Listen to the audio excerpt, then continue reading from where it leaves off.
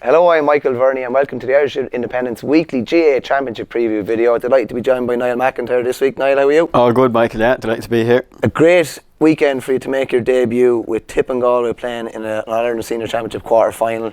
You're right on the border there in Lura.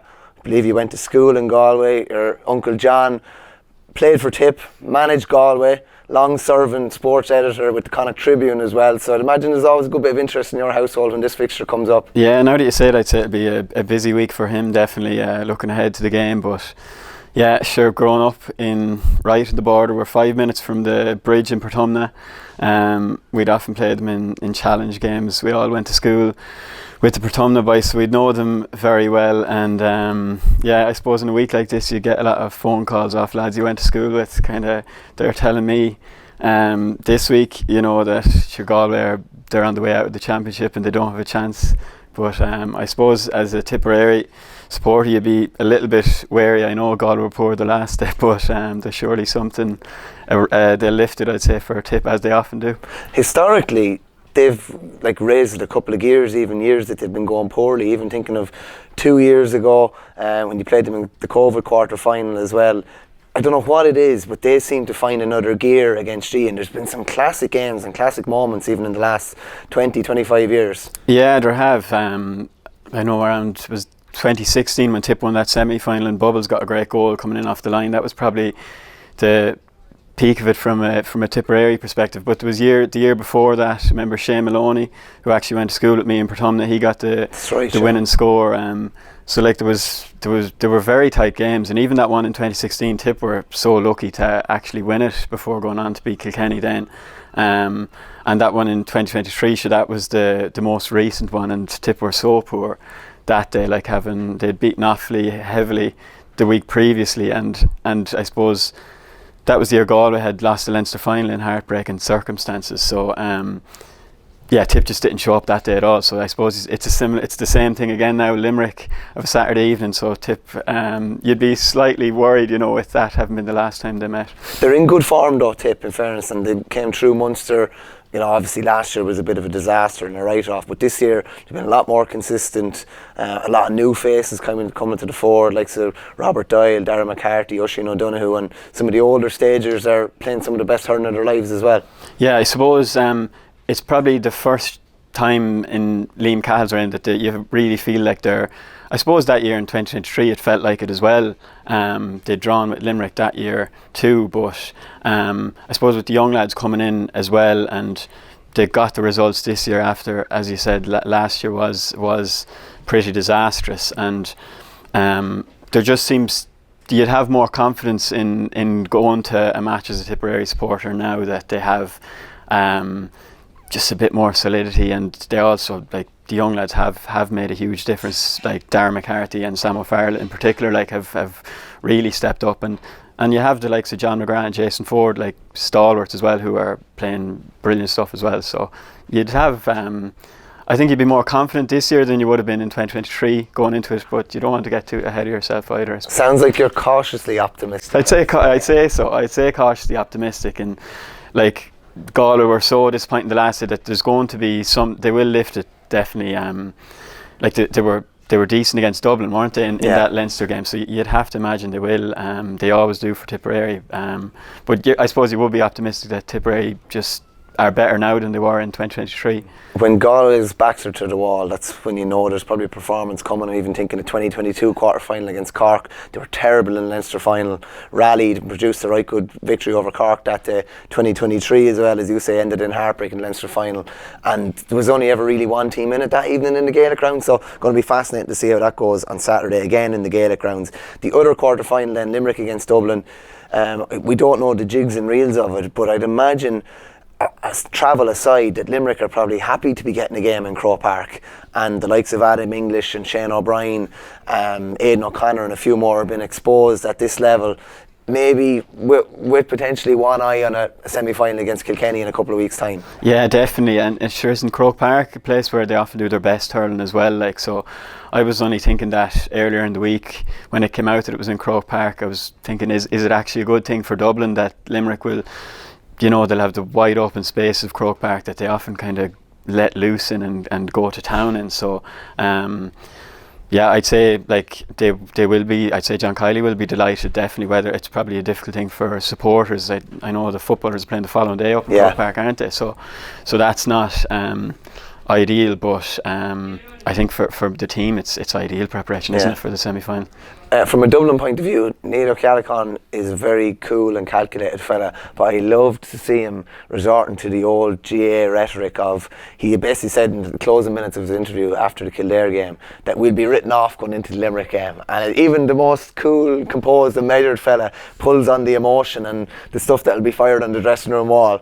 He's fairly cutting though, isn't he? I seen him I was at the Dublin Galway match and seen him on the line, and he kind of has that bark that you'd associate with a lot of managers, and I know he's such a cool, collected demeanour otherwise, but he definitely he actually reminds me of if Jim Gavin a lot, the way he kind of speaks in interviews and so on, but I'd say he's a ruthless man as well. Yeah, like upset wise, it is a tall order for the Dubs. You'd be surprised if there were 3 or 4 down coming down the stretch. It's just all signs suggest that Limerick will win this. Yeah, you'd have to think so, but I do think Dublin will lift it. Like, I think that Galway game, I'd say it was such a disappointment for them, because like, it was after losing to Kilkenny, it was obviously, you know, the big game, and people would say that was kind of the, you know, do or die kind of for their season, that they didn't want to be coming in as a third place qualifier as they are now.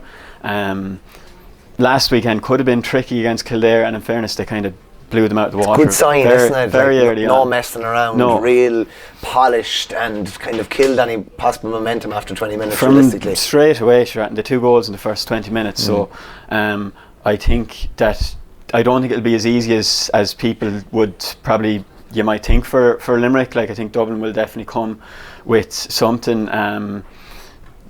Yeah, whether it'll come down to the stretch, as you say, with 10 minutes to go, I'm not sure, but I do think they will definitely put it up to them, and maybe, I wouldn't be surprised actually if there was maybe 4 or 5 in it coming down to the last 10 minutes. There's only 5 games left in the Hurling Championship. There's a nice few more left in the Football Championship, all preliminary quarterfinals this weekend, and obviously 2 big Tailteann Cup semi-finals as well. The Football Championship is just, it's literally provided us with endless entertainment nearly every weekend. There's been a classic nearly every weekend, hasn't there? It has. It's just it's nearly taken over from hurling in that sense. Hey, relax now. That'll correct itself in a few weeks with a bit of luck. I presume so, but like, even like, you wouldn't even hear much about it, but Meath beating Kerry there at the weekend, it's just like, but that's been kind of the theme of the summer, and like some unbelievable games, a lot of them involving Galway actually, and another one there last weekend with Armagh, and I'd say that one they had with Derry was probably the game of the year so far. And I suppose you just kind of wondered, like, will games like that take it out of teams, especially like Galway, and even Donegal there haven't had that thriller with Mayo. Like, they're facing 3 weeks in the bounce if they win this weekend, you know, so it's going to be like, I'd say they're definitely not too happy to be in the preliminary quarterfinals, the likes of them too. Yeah, well, either of those two, or even the Dubs, they're going to have to rip up what has been the script of the last couple of years. The last 2 All-Ireland winners, Dublin and Armagh, topped their group and ended up winning the All-Ireland. So that would point favourably to Monaghan, point favourably to Meath, point favourably to Armagh as well, and they're All-Ireland hopes, whereas playing week on week is not simple. Like Galway, you'd expect them to beat down this weekend, but they've to make that trip and everything that comes with it, having only got up for a big game last weekend as well. Yeah, it's nearly the 4 teams that are straight through to quarterfinals are probably the 4 you'd expected would be in the preliminaries, isn't it? It's been completely turned upside down, and it's set up perfectly for more excitement in that sense, because I think a lot of people are saying that the games this weekend are probably predictable enough that you expect Donegal, Galway will come through, but maybe there'll be a shock. Like, the way the year has gone so far, you wouldn't be surprised if there was some sort of shock in them fixtures. Just looking at the 4 of them, Dublin and Cork is Saturday. That's the second game, or the main event to the Dublin Limerick hurling game. You have Kerry and Cavan. Kerry obviously coming off a really bad result last weekend. Donegal and Louth up in Ballybuffet, and down in Galway. What's the most likely shock, or the most likely upset, do you think, out of 4 of them? The most likely upset, it's a difficult one. I'd say Down will run Galway close, just because Galway might, they've had so many tight games that they're the most. They've been through the most, I suppose, so far of a team. I don't think Down will beat them. I think Louth will. I think they'll lift it. I'd say they're probably sticking with how things have gone since the Leinster final, and they probably weren't overly impressive at the weekend, but they still got the job done. And you know, they gave Donegal a good game of it last year. It was only down the stretch, for a long time. They struggled, they're probably not in the form that they were in. No. I wouldn't suspect this There's year. a literal hangover, isn't there, since the Leinster final, like figuratively and literally. Exactly. And Cork, I don't know. Do you see them? How do you see that? Sure, they're kind of hot and cold, and they seem to always bring their best for Kerry. Now they have a lot of the tools to trouble Dublin. The thing. And with Dublin is, if Dublin are below an 8 out of 10 now, they don't blow teams away like they used to before. They kind of have to be on it.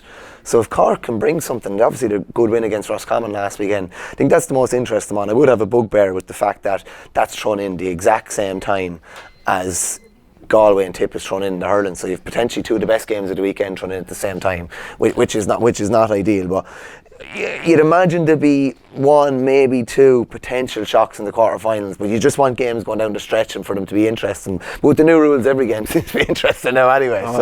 Even the Tailteann Cup there, I was actually watching the Westmeath and Wicklow. Oh, it's brilliant. Just tuned into that while Monaghan Down was only starting, and geez, it was unbelievable. Like, you thought that Wicklow were gone, especially when they went 4 points up with 5 minutes left, got the 2 pointers, and they just kept coming back. And no, it was. It really adds to it, doesn't it? The rules, as you say. Oh, it really does. And just on those Tailteann Cup semi-finals, like, you've a lovely the parents, I think, have worked out well from a point of view of there's going to be someone relatively novel in the final. So you've Kildare and Fermanagh on one side, which were both kind of billed as. It's gas, actually. Fermanagh were beaten in the first game by Wexford and it bounced back really well, but they were both kind of billed as, favourites or up the top. I don't think Limerick and Wicklow were in too many people's calculations, but Wicklow have really built on that game against Dublin in the Leinster Championship down in Auckram.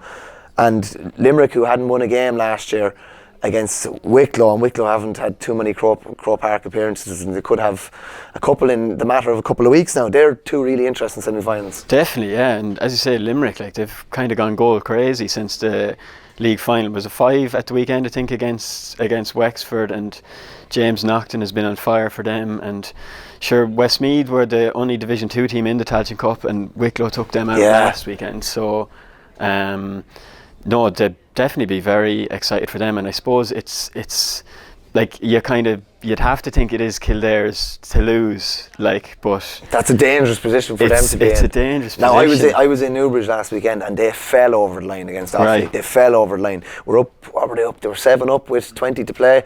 And it could have been another disaster, go to extra time or lose it in normal time. But it makes some difference to just get over the line in those type of games. Yeah. And as Brian Flanagan said after, you learn a lot more in that type of scenario than a 10 or 15 point win, which they'd had up to that point. On paper, you're probably thinking they're the strongest team in it, but paper hasn't won too many titles through the years. It hasn't. And like, Fermanagh will have a bit of belief themselves. Like, they had that heartbreaking loss to Down in Ulster, and they were 7 up with, I think it was 7 minutes left, and then losing the first round of Tailteann, you think, are they nearly finished for the year? But I suppose beating Sligo was probably a shock to a lot of people, and they'll have a lot of belief themselves after having done that. So I wouldn't say it's any foregone conclusion. Definitely there'll be 2 very exciting games, I'd say. Yeah, and the carrot for the winner, like being in the All-Ireland Championship next year, and just knowing that league positions go out the window and you're just in the All-Ireland Championship, it's such a good carrot, and maybe something that they should look to with regards to the McDonagh, and just finish the competition there and then, rather than going in playing preliminary All-Ireland quarterfinals, which are very difficult 6 days later. But Niall, thanks a million for your time. We'll be back again next week with another GAA Championship preview video.